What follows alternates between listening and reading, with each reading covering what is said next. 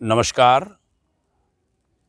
युगऋषि विचार श्रृंखला की आज 6 फरवरी की कड़ी।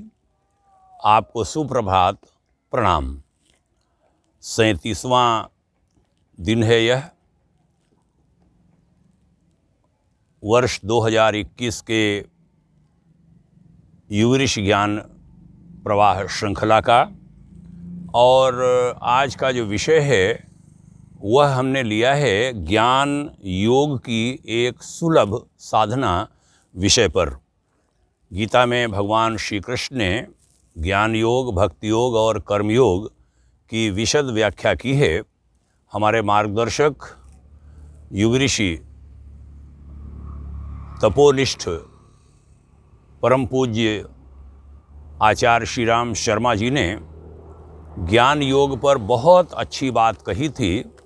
अखंड ज्योति की पत्रिका वर्ष 1944 के मई महीने की, उसमें पृष्ठ 96 पर कहा था कि दुनिया में लक्ष्मी, विद्या, प्रतिष्ठा, बल, पद, मैत्री, कीर्ति, भोग, ऐश्वर्य आदि को बड़ा फल माना जाता है।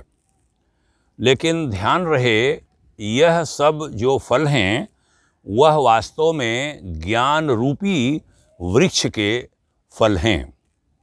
ज्ञान के अभाव में इनमें से एक भी वस्तु प्राप्त नहीं हो सकती। परमार्थ के लिए ज्ञान से बड़ी और कोई वस्तु इस दुनिया में नहीं। एक व्यक्ति भूखा है, उसको आप 2 रोज भोजन करा दें, उससे उसका सदा के लिए लाभ नहीं होगा, फायदा नहीं होगा, भला नहीं होगा। उसे कोई ऐसी राह आप दिखा दें जिस पर चलकर वह स्वयं जीविका उपार्जन कर सके, तो ये एक बड़ी सेवा होगी। बीमारी दवा से अच्छी भी हो जाए तो भी निरोगता के लिए, आरोग्य के लिए स्वास्थ्य संबंधी ज्ञान आवश्यक है।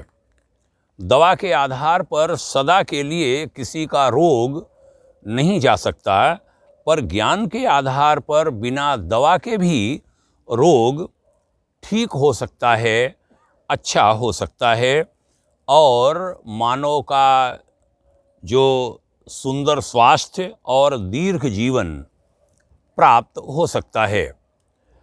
चिंता, तृष्णा, लोलुपता, कामुकता, उद्वेग, क्रोध, शोक, घबराहट, निराशा सरीखी भयंकर मानसिक अशांतियाँ जो जीवन को भार रूप और नारकीय बनाए रखती हैं, वे ज्ञान द्वारा ही शांत हो सकती हैं।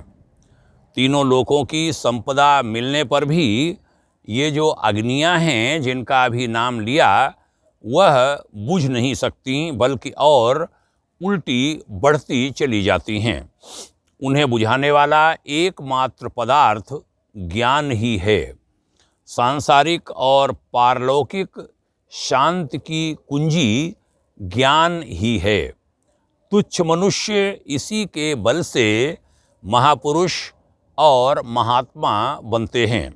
दूसरों की सेवा सहायता करने वाली ज्ञान से बढ़कर वस्तु और कोई दूसरी नहीं।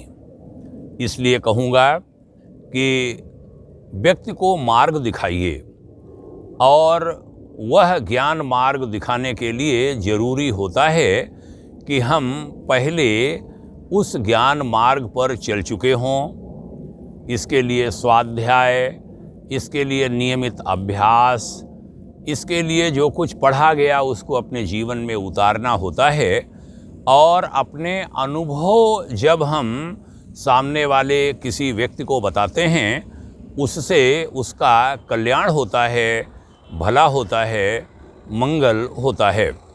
आइए हम सब ज्ञान योग की साधना करें। बहुत बहुत धन्यवाद यहाँ तक सुनने के लिए। शुभकामनाएं। ओम शांति।